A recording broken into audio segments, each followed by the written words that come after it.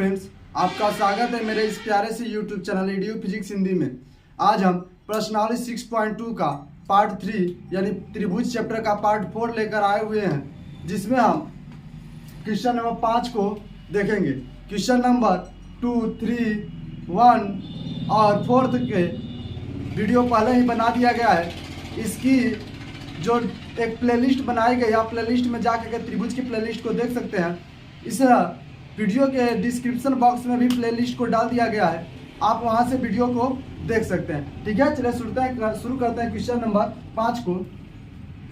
देखिए, इस जो क्वेश्चन है पिछले क्वेश्चन की तरह इसमें भी वो नियम लगाना है, बस इसमें बताना है कि समांतर है कि नहीं। तो हम आपको बताए थे, जब संगत भुजाओं का अनुपात बराबर होगा तो समांतर होगा। आई होप कि पिछला वीडियो आप देख लिए होंगे, अगर देखे होंगे तो अच्छे से समझ में आ गया होगा। अगर आपको किसी भी प्रकार की कोई डाउट या कोई भी चीज़ नहीं समझ में आती है तो कृपया करके मुझे इंस्टाग्राम के इस आईडी पर एसएमएस करिए। इंस्टाग्राम की आईडी है EDU फिजिक्स हिंदी, यह हमारी इंस्टाग्राम की आईडी है। आप यहाँ पर हमें एसएमएस कर सकते हैं। चलिए शुरू करते हैं। तो सवाल में कह रहा है कि आकृति में DE समांतर है OQ के। तो जो DE है, DE कहां पर इसमें, तो यहां पर देखिए जो DE है, DE ये वाली रेखा रेड कलर से जो खींची जा रही है, ये DE जो है OQ के समांतर।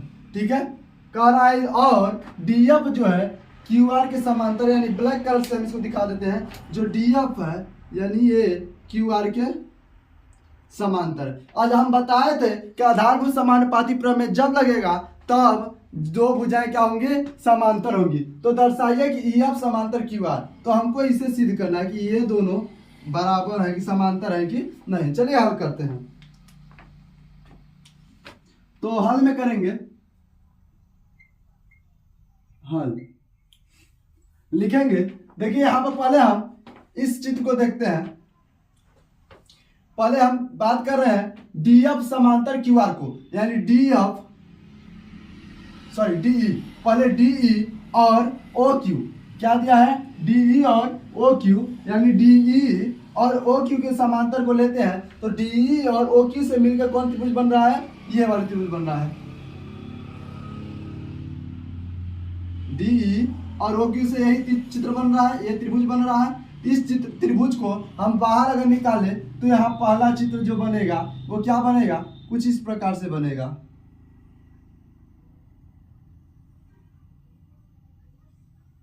ठीक है, कुछ इस प्रकार से चित्र बनेगा। यहाँ पर आपका P होगा, यहाँ पर D है, O Q एंड यहाँ पर E, ये चित्र बनेगा।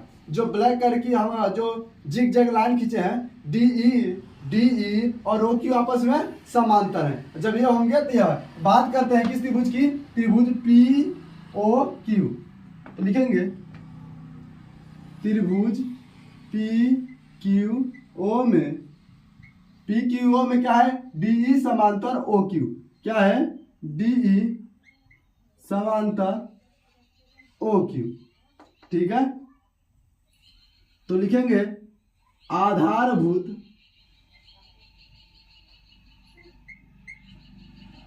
समानुपाती प्रमेय से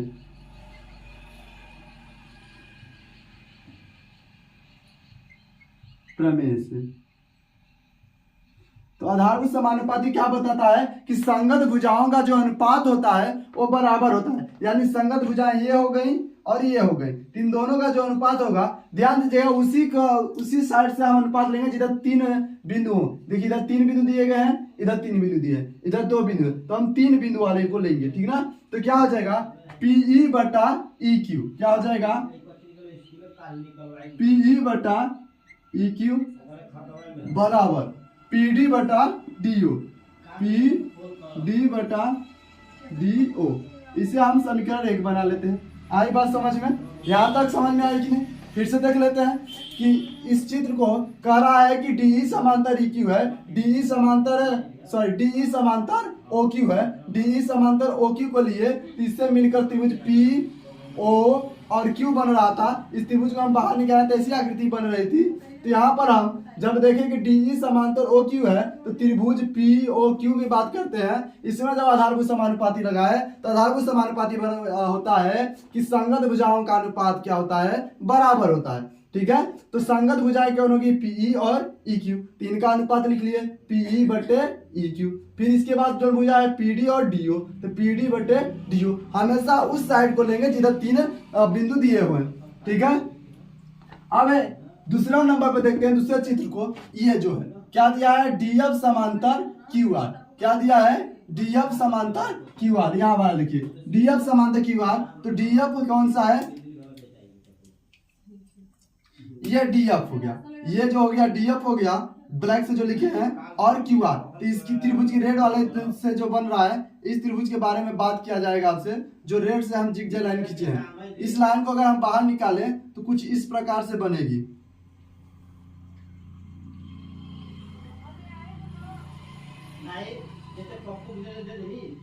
ठीक है, यहाँ पर ओ हो जाएगा, यहाँ पर डी हो जाएगा, यहाँ पर पी एफ एंड आर। ठीक है, तो इस त्रिभुज में किस त्रिभुज की बात की जा रही है, पी ओ आर में। तो लिखेंगे, क्या लिखेंगे, त्रिभुज पी ओ आर में क्या है, डी एफ समांतर है ओ आर। तो लिखेंगे डी एफ समांतर ओ आर। तो क्या होगा, आधारभूत समानुपाती प्रमेय से, आधारभूत समानुपाती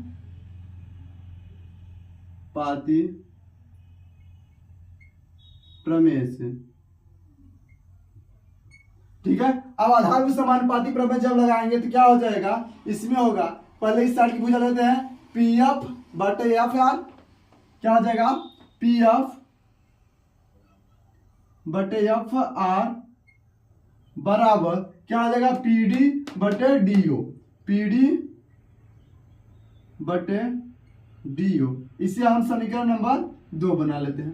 ठीक है, पहले इसे हम जैसे पहले हल करते थे कि लेफ्ट लेफ्ट के बराबर समीकरण 2 की तुलना करते थे, उससे कर लेते हैं। इसके बाद चेक करेंगे कि ईएफ समांतर क्यू आर है कि नहीं। तो लिखेंगे समीकरण 1 और 2 की तुलना करने पर।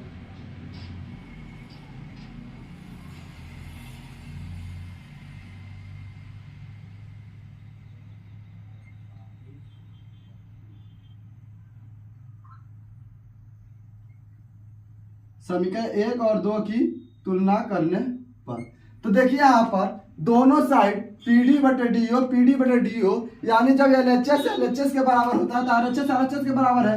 तो यहाँ पर आरएचएस के बराबर है तो एलएचएस के बराबर हो जाएगा। यानी कि क्या लिखेंगे, पीई बटे ई क्यू बराबर पीएफ बटे एफ आर। इसे हम समीकरण 3 बना लेते हैं। फिर इसके बाद आगे करेंगे, अब एक पूरे बड़े वाले त्रिभुज की बात करेंगे, यानी ये चित्र नंबर 2 हो गया। अब चित्र नंबर 3, आपको ये जो अलग से चित्र बना रहे हैं हम, ये समझने के लिए, ये जो चित्र बनाए गए हैं, यहाँ पर 3 चित्र बनाए जा रहे हैं अलग से, ये आपको समझने के लिए बनाए जा रहे हैं, एग्जाम में आपको नहीं करना है। ठीक है, तो देखिएगा, तो इस जो बड़ा त्रिभुज बन रहा है इसके बारे में बात करें, क्योंकि कह रहा है कि ईएफ समांतर क्यू आर, यानी इसकी बात कर रहा है, इस ईएफ को और इस क्यू आर के बारे में बात कर रहा है। तो इन दोनों से मिलकर कौन सा त्रिभुज बन रहा है, बड़ा वाला त्रिभुज बन रहा है, यानी ये त्रिभुज बन रहा है।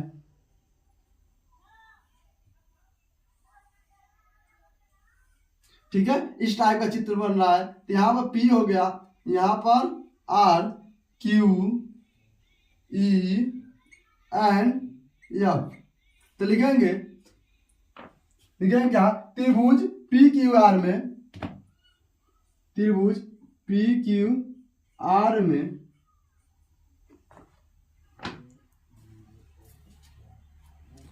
त्रिभुज पी क्यू आर में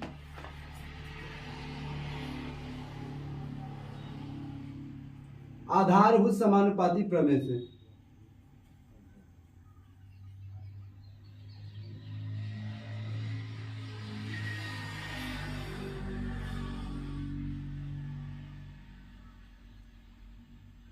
प्रमेय से, PQR में आधारभूत समानुपाती प्रमेय से। तो यहाँ पर क्या हो जाएगा, इस त्रिभुज में आधारभूत समानुपाती लगाएंगे तो क्या हो जाएगा, PE बटे EQ,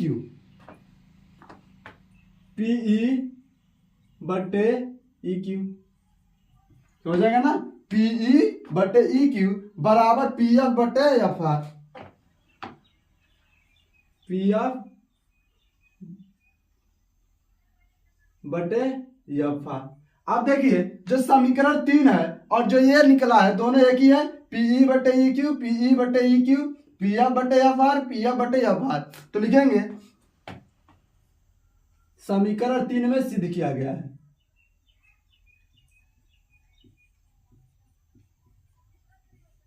सिद्ध किया गया है। अब हम आपको बताए थे कि आधारभूत समानुपाती प्रमेय तभी काम करेगा जब दो रेखाएं क्या होंगी, समांतर होगी। तो जब आधारभूत समानुपाती प्रमेय सही है, सिद्ध हो गया कि नहीं दोनों की जो आधारभूत समानुपाती प्रमेय इसमें अप्लाई कर सकते हैं, यानी कि EF जब समांतर, इसलिए क्या हो जाएगा, EF समांतर QR है, इसलिए EF समांतर QR होगा। ठीक है, तो लिखेंगे EF समांतर QR। ठीक है, अब प्रश्न नंबर 6 की ओर चलते हैं। प्रश्न नंबर 6 कर रहा है, आकृति में OP समांतर, OP OQ और OR इस प्रकार स्थित बिंदु A, B और C पर है कि AB समांतर PQ, यानी कह रहा है कि OP कहाँ है, O और P, O और Q और O और R इस प्रकार है कि ABC पर है, यानी रेखा ABC पर, AB समांतर PQ। ध्यान दीजिए, इतना जो चीज लिखा हमें फालतू का चीज लिखा, इससे हमसे कोई मतलब नहीं। जो रेड लाइन हम करते हैं यहां से लेकर यहां तक की चीजों को हमें इग्नोर करना है। आगे जो कहा है उसके काम की चीज है, कह रहा है AB समांतर है PQ के। तो AB जो ये AB है, ये रेड वाली रेखा और ये जो रेड वाली रेखा है, ये आपस में क्या है, समांतर है, यानी कह रहा है AB समांतर है PQ। तो AB और PQ से कौन त्रिभुज बनेगा, ये रेड से जो जिगजैग लाइन बना रहे हैं हम, ये त्रिभुज बनेगा, ये त्रिभुज बनेगा AB और PQ से। इसको अगर हम बाहर निकाले तो बाहर निकलने पे कैसा बनेगा, पहली आकृति बनेगी इस प्रकार से।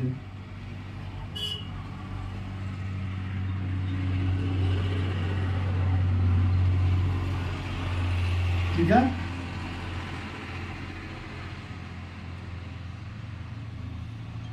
इस प्रकार से आकृति बनेगी। यहां पर P होगा, A and O, there is B and Q। ठीक है, तो हल करते हैं। हल में देखिए किस त्रिभुज की बात कर रहे हैं, त्रिभुज POQ, यहां पर Q है, तो त्रिभुज POQ में क्या है, AB समांतर है PQ के, वहां पर भी लिखा है AB समांतर PQ। इसलिए आधारभूत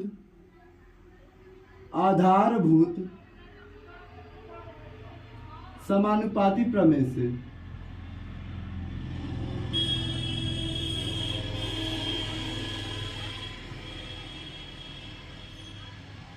सॉरी दोस्तों, इस समय साइंस की वीडियो अपलोड नहीं हो पा रही है क्योंकि टाइम इस समय नहीं मिल पा रहा है। कुछ ही दिन में आपकी साइंस की वीडियो अपलोड होना शुरू हो जाएगी। अभी एक हफ्ते की टाइम है, एक हफ्ते तक अभी मैथ ही अपलोड हो पाएगा। साइंस की वीडियो एक हफ्ते बाद फिर से पुनः अपलोड होने लगेगी।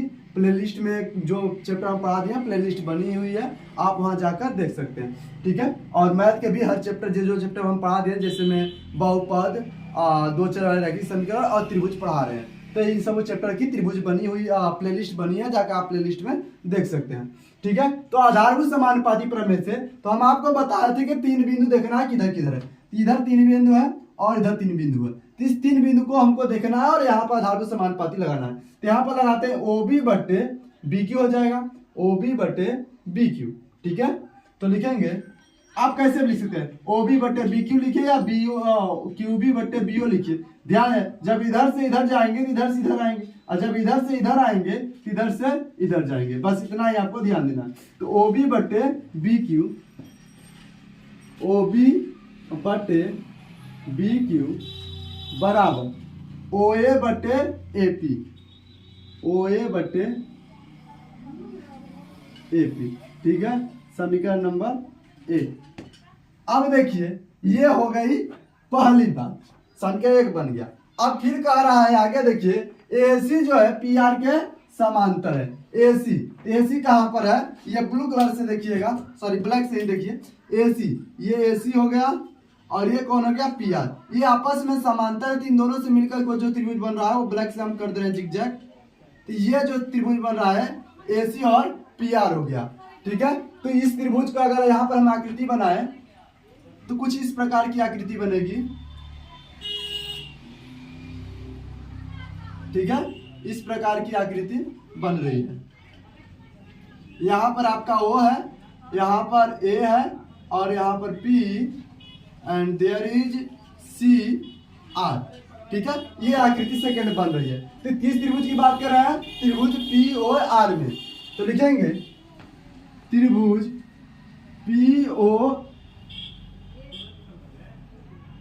POR में, त्रिभुज POR में यहाँ पर देखिए AC जो है PR के समांतर है। क्या है, AC समांतर PR जो यहाँ पर दे रखा है। तो लिखेंगे AC समांतर PR, इसलिए कौन सा प्रमेय लगा देंगे, तो आधारभूत समानुपाती प्रमेय से,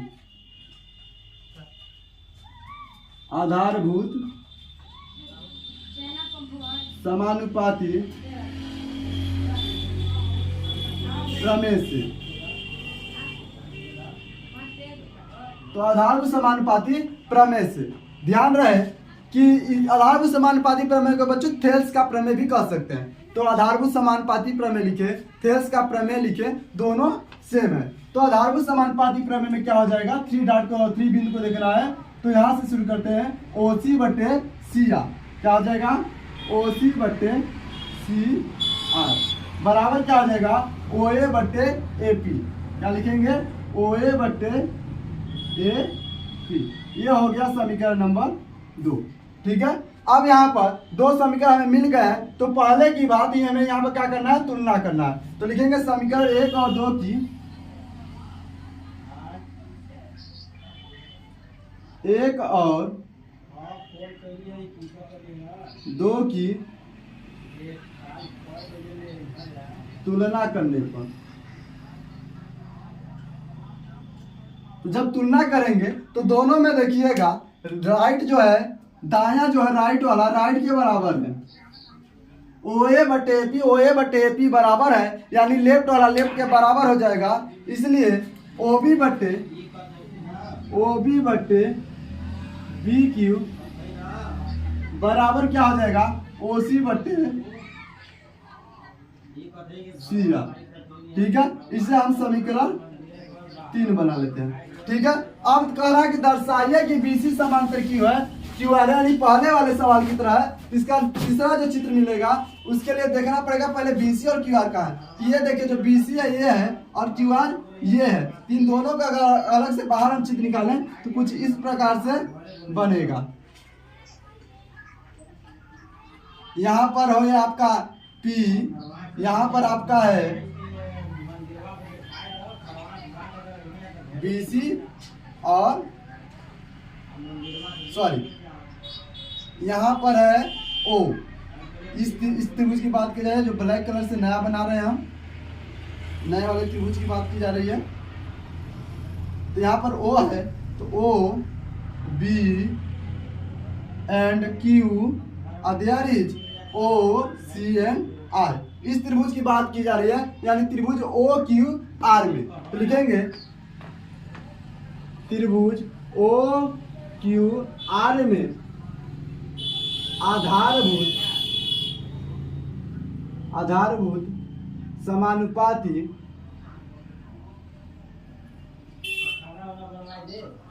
प्रमेय से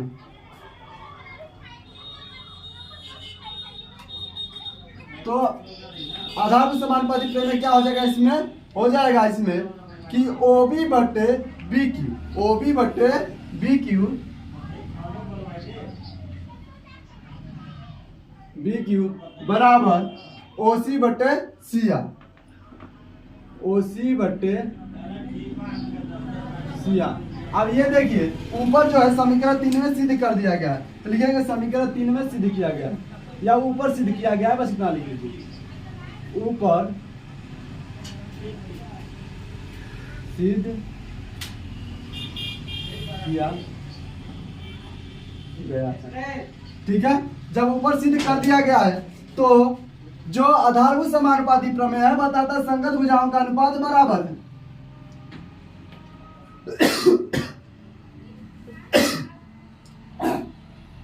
तो आधारभूत समानुपाती प्रमेय क्या बताता है कि संगत भुजाओं का अनुपात जो है बराबर है।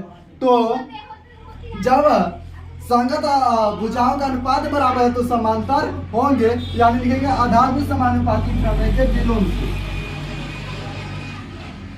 आधारभूत समानुपाती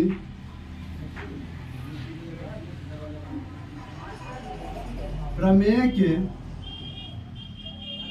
विलोम से, विलोम से क्या सिद्ध होता है? जब कह रहा है कि जो ये संगत भुजाओं का अनुपात है बराबर, तो ये दोनों आपस में क्या हो जाएंगे? समांतर हो जाएंगे, यानी BC समांतर QR। ठीक है।